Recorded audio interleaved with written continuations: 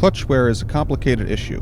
While some clutches have a very short life, many people drive for years on their original clutch, sometimes for hundreds of thousands of miles. To increase the odds of being this person, follow these 5 rules. Number 1. Understanding your clutch. At its most basic, your clutch system is 2 discs that engage when you release the clutch pedal. Like a brake pad, there is friction material on one side and metal on the other. Anytime the discs are partially engaged, this material is being worn out. For those new to the car world, this basic understanding is very important. Number 2. Avoid complete stops. Can I have a carne asada burrito? Yep, that'll be $6.25. When safe to do so, there's no need for a complete stop, even in front of the cops. Stopping requires starting, which requires clutch wear, so keep your clutch engaged and hit those brakes gently. Number 3. Plan your parking.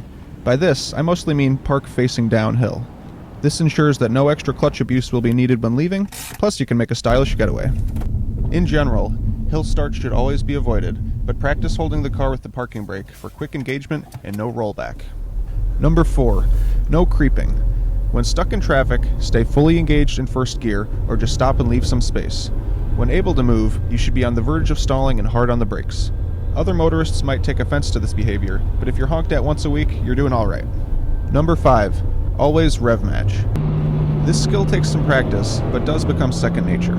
Rev matching involves revving the engine slightly before releasing the clutch on a downshift. It's also essential for going back into gear if you were coasting.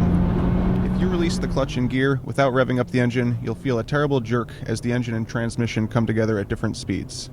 This is embarrassing and puts undue stress on your clutch and drivetrain, so please learn about rev matching or buy a car that does it automatically. Respect your car and yourself by better understanding clutch wear.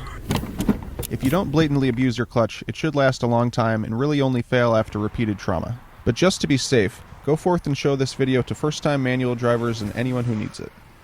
Thank you and happy motoring.